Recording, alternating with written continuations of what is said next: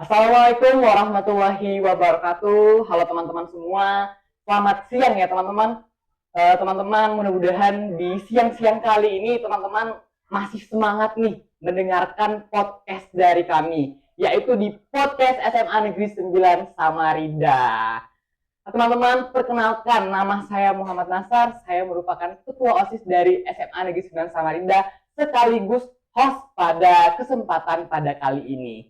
Nah, teman-teman, pada kesempatan kali ini teman-teman kita bertemu kembali dalam episode, kalau tidak salah episode keempat atau kelima ya teman-teman. Nah, teman-teman, untuk sekarang tamu undangan yang kita undang adalah Bapak Sofan, yang mana Bapak Sofan ini adalah guru bahasa Indonesia di SMA Negeri 9 Samarinda. Apa kabar Bapak? Alhamdulillah baik. Baik ya Bapak. Alhamdulillah. Jadi Pak Sofan ini adalah guru bahasa Indonesia di SMA Negeri 9 Samarinda, yang dimana beliau adalah guru yang asik teman-teman. Yang dimana kalau misalnya kita dijelasin gitu tentang pelajaran, kayak gampang masuk di otak. Bisa berbaur dengan genzi seperti kita. Benar banget kan Pak? Oke, kita langsung saja teman-teman. Kita akan membahas kali ini tentang pendidikan. Oke Pak, boleh saya tanya Pak, menurut Bapak perkembangan pendidikan saat ini tuh bagaimana sih Pak? Gitu, menurut Bapak? Ya, pendidikan saat ini semakin lama semakin berkembang, mengikuti perkembangan zaman dan teknologi. Hal ini menunjukkan bahwasannya pendidikan di Indonesia merupakan pendidikan yang memberikan sebuah inovasi, sebuah kreasi baru dengan adanya pendidikan digitalisasi seperti itu, Mas. Oh, siap, siap Pak. Terus Pak, pertanyaan selanjutnya nih Pak, apa hasil dan dampak dari pendidikan di abad modern saat ini Pak? Apalagi kan Pak, di mana tuh kita sekarang era-era kayak 4.0 kalau tidak salah ya Pak, era-era modern gitu, apalagi kayak menghadapi anak-anak zaman Gen Z sekarang itu gimana sih Pak? Ya, jadi gini, pendidikan modern mengintegrasikan pendidikan teknologi dan informasi dengan metode inovatif dengan pendekatan holistik seperti itu.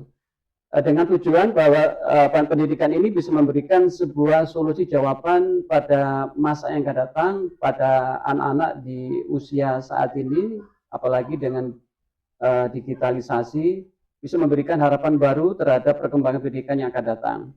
Dampak yang terjadi pada saat ini itu, dampak positifnya itu siswa itu diberikan kemudahan untuk mengakses semua data yang diberikan oleh guru, bahkan bisa memberikan sebuah solusi baru terhadap kreasi dan inovasi kepada siswa itu sendiri. Nah, dampak negatifnya itu memang berpengaruh sekali terhadap kehidupan sosial. Salah satunya adalah perkembangan atau pergaulan bebas seperti itu ya. Yang kedua adalah malasnya itu untuk literasi, gitu ya. Karena literasi bukan berarti sebuah jawaban atas pendidikan, tapi semakin banyak siswa yang memiliki teknologi informasi, maka semakin menurun daya membaca. Maksud saya begini, di kalangan anak sekarang ini itu daya membacanya berkurang, tapi volume membaca itu giat, tapi dayanya kurang. Artinya kalau lampu itu meredup gitu ya. Ya, membaca juga aja, cuman redup. Artinya ketika ditanya atau ketika ada sebuah media informasi yang bisa memberikan sebuah jawaban atas pengetahuan, maka mereka lebih suka di skip gitu ya. Informasi terkait dengan hal seperti itu kan ini memberikan suatu dampak yang memang ironi bagi kita. Nah, Gen Z sekarang ini perlunya literasi memang, apalagi sekarang ini di SMA 9 itu sudah memberikan pendidikan digitalisasi e-learning atau tablet seperti itu, di mana siswa bisa memberikan bisa membaca tanpa harus membuka buku. Dengan membaca buku digital, dengan membaca buku-buku referensi yang lain terkait dengan pengetahuan, maka siswa mampu untuk menciptakan sebuah kreasi inovasi baru terkait dengan pendidikan itu sendiri. Nah, harapannya apa? Harapannya adalah uh, pendidikan ini yang terkait dengan digitalisasi mampu mendongkrak perkembangan masa yang suram gitu ya. Nah, itu memang harus perlu didukung oleh berbagai pihak, namanya tadi dengan metode holistik itu, maka semua komponen baik masyarakat, sekolah, guru itu harus berperan aktif dalam pendidikan. Sehingga pendidikan itu bukan hanya diukur dari hasil sekolah, bukan, tapi hasil dari pendidikan secara keseluruhan, baik dari rumah, masyarakat maupun dari sekolah itu sendiri. Maka pendidikan holistik itu guru juga mempunyai tambahan ya, ilmu yang harus diberikan kepada siswa. Salah satunya adalah ketika guru punya pengetahuan, punya pengalaman, itu bisa disampaikan kepada siswa gitu ya, bukan hanya dimiliki sendiri. Seperti zaman dahulu itu, kalau kita lihat menengok sejarah perkembangan pendidikan, itu ketika guru punya buku, guru punya ilmu, itu guru yang murid nggak boleh pinjam, murid nggak boleh tahu, seperti itu. Tapi zaman sekarang dengan perkembangan teknologi, dengan pendidikan modern ini, maka guru nggak boleh seperti itu. Guru harus bisa memberikan sebuah gambaran, sebuah kreasi inovasi terhadap pendidikan, supaya pendidikan bisa mengenah di kalangan masyarakat, bahkan anak-anak yang belum mampu pun bisa mengakses seperti itu. Bahkan sekarang ini pendidikan tidak harus di sekolah, Mas Nazar, itu ya, bisa dimiliki, bisa belajar melalui media online, bisa memiliki akses lain, itu bisa memberikan nilai tambah kepada siswa sekarang ini. Hal yang lain yang perlu ditindaklanjuti adalah dengan adanya sekolah modern ini, atau dengan istilah pendidikan yang istilah Gen Z saat ini, itu bisa membawa sebuah tatanan baru terhadap pendidikan, membawa anak itu ke masa depan gitu ya, terus membawa nama lembaga yang akan di tingkat internasional gitu ya, dan tidak lupa juga kepada sarana yang dimiliki oleh sekolah, paling tidak mendukung bahkan menyesuaikan dengan peningkatan pendidikan yang baru seperti itu, sehingga pendidikan ini selaras dengan pendidikan yang dicanangkan oleh Indonesia di era yang akan datang seperti itu. Mungkin seperti itu, Mas Nazar. Oke, Pak. Menurut Bapak nih, apalagi kan kita sekarang Gen Z ya, Pak. Gimana sih menurut Bapak tentang anak-anak Gen Z yang biasanya walaupun ada yang namanya membaca digital ya, Pak, tapi kebanyakan Gen Z sekarang itu dia baca digital hanya melihat saja, tidak membaca gitu, Pak. Itu bagaimana menurut Bapak gitu? Ya, itulah salah satu dampak yang menjadi problem bagi saya seorang guru, bagaimana memberikan motivasi, semangat kepada siswa-siswa yang formulanya hanya membaca tanpa dengan daya yang kuat, sehingga ketika ditanya pun juga tidak paham gitu ya. Maka solusi yang harus ditanamkan kepada siswa yang kurang minat bacanya itu harus ditingkatkan dengan cara-cara penyesuaian, penyeragaman, atau mungkin keserasian atau komitmen sekolah terhadap kegiatan literasi itu, sehingga literasi itu bukannya sekedar membaca, tapi sebuah sebuah cara untuk menuangkan sebuah gagasan baru gitu ya.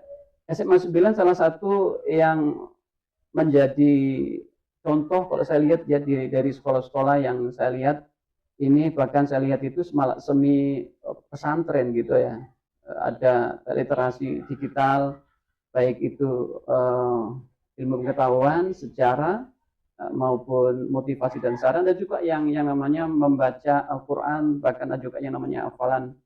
Dan menjadi sebuah tantangan kepada saya sendiri selaku guru untuk memberikan saran dan motivasi kepada anak didik kita ini lebih ditingkatkan dan lebih terus dilanjutkan, apalagi guru-gurunya yang sudah senior-senior ini bisa memberikan sebuah terobosan baru supaya siswa kita ini menjadi siswa yang bukannya sekedar embel-embel SMA 9 dan mengenyam pendidikan, tapi punya nilai tersendiri di dunia pendidikan seperti itu. Dan yang lain lagi adalah program sekolah yang saat ini dicanangkan dengan digitalisasi itu merujuk pada hasil proyek yang sudah dicanangkan dan dikembangkan di berbagai lini kehidupan. Maka saat ini di SMA 9 kan ada yang namanya dual track ya, yang menopang membangun peradaban baru pendidikan di SMA 9. Dengan cara ini maka persaingan di sekolah-sekolah SMA SMK ini semakin kuat. Ternyata bukan hanya di SMK 3 yang bisa bikin kue, yang bisa merias, yang bisa membuat teknologi informasi di SMK seperti itu, maka SMA 9 pun bisa memberikan yang terbaik di kancah pendidikan, bahkan bersaing insya Allah di dunia di sekolah-sekolah yang akan datang seperti itu, Mas. Oh iya Pak.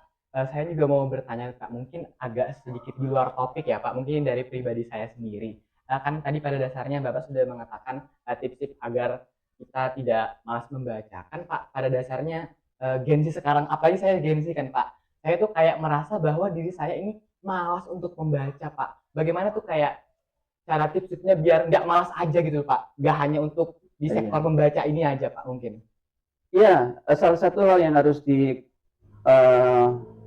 adalah bagaimana ketika kita supaya gemar membaca gitu ya. Bukan hanya membaca biasa, tapi daya ingat pun juga harus kuat. Jujur aja tadi saya katakan SMA pelajar sekarang ini gemar membaca tapi dayanya kurang gitu ya. Bagaimana ketika kita membaca itu memiliki daya kekuatan yang hebat, maka salah satunya adalah yang perlu ditekankan adalah jangan berbuat maksiat dulu gitu ya. Jangan berbuat maksiat ya. Ya, jangan berbuat maksiat karena maksiat itulah maksiat mata, maksiat telinga, maksiat hati juga penting. Insya Allah ketika itu maksiat itu dihilangkan, lambat laun kekuatan dan daya kita untuk menghafal lebih kencang gitu ya. Yang penting punya motivasi dulu. Motivasinya apa? Motivasi ingin membaca.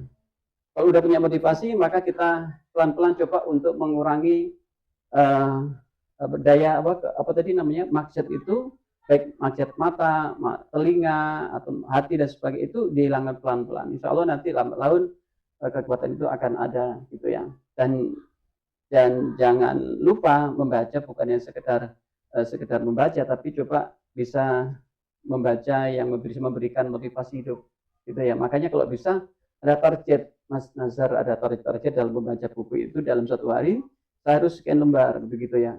Karena saya juga pernah membaca buku yang 12 jilid itu 2 tahun baru habis. Targetnya satu hari 10 lembar. Gitu ya. Saya 12 jilid itu satu buku itu kurang lebih hampir 600 lembar lebih ya. Itu saya satu hari 10 lembar targetnya itu 2 tahun baru habis. Nah, komitmen dan istiqomah, walaupun itu hanya sebatas dibaca, tapi ya insya Allah dari sekian buku itu ada yang masuk di antara buku-buku yang kita baca seperti itu. Gitu Mas Azhar. Baik, itu teman-teman. Mungkin Pak satu lagi sebelum kita mengakhiri, mungkin ada nggak sih kayak kata-kata motivasi yang Bapak sudah tanamkan sejak SMA mungkin sejak SMP gitu, sehingga Bapak nih bisa kayak tetap segar dalam mengajar dan lain sebagainya gitu Pak, mungkin ada Pak? Ya, jadi gini, saya beri motivasi terkait dengan kehidupan kita supaya kita lebih tegar, lebih semangat dalam hidup. Kita harus jadilah hidup tersenyum. Ya, jadikan hidup tersenyum walaupun kita dibully, dihina, caci maki, bahkan dijelek-jelek orang, kita tersenyum. Doain mereka, mudah-mudahan mereka selalu sehat dan diberikan kemudahan, kelancaran dalam hidupnya. Insya Allah semua doa yang kita sampaikan kepada mereka akan kembali ke kita seperti itu. Mungkin itu Mas. Nah itulah teman-teman, yang penting tetap tersenyum ya, smile untuk kita bisa menjalani kehidupan kita. Nah, Bapak, mungkin ada pesan-pesan nih untuk sobat-sobat Semalan tentang ini, tentang dunia pendidikan ini, Pak, agar kita tidak menjadi malas dan lain sebagainya. Gitu. Atau kata-kata motivasi seperti itu, Pak. Ya, jadi gini untuk Semalan SMA 9, saya berharap baik guru, siswa maupun kalangan pendidik di kalangan ini tidak bosan-bosan, tidak henti-hentinya untuk lebih semangat dan serius mengabdikan diri kepada SMA 9 dan memberikan ilmu yang terbaik untuk SMA 9. Dan mudah-mudahan siswa-siswa seperti Mas Nazar selaku host, insya Allah bisa ditingkatkan lagi untuk menjadi presenter yang lebih handal nanti ke depan insya Allah, karena prestasi itu kalau udah sampai ke level yang lebih tinggi hitungannya bukan hari tapi per jam tak bayar sekian ratus juta, banyak bagaimana seperti itu. Dan ini salah satu skill ya, kemampuan yang harus dimiliki oleh orang-orang tertentu. Nggak semua orang bisa memiliki seperti itu, dan syukuri itu.